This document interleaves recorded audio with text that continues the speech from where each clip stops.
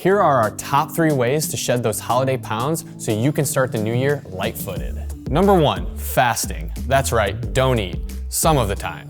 So intermittent fasting is just not having breakfast in the morning. When you're not providing your body with calories, you have to tap into your stored body fat for energy. Fasting can be pretty hard for people who have never done it before, so try our exogenous ketones in your coffee in the morning to help curb your appetite and give you more energy.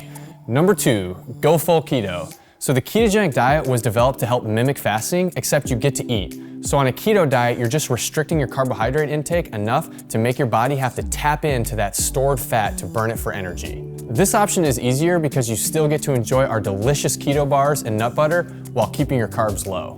Number 3, just eat real food. Seriously, when you focus your diet on eating meat and vegetables, your body doesn't have to dedicate all of its resources towards fighting inflammation, and instead it can allocate those resources towards burning fat for energy. And wouldn't you know it, all perfect keto products are made from real food. No artificial ingredients, no fillers, and absolutely no added sugar. So check out our line of low-carb products and reach out if we can help you get your weight to where you want it to be.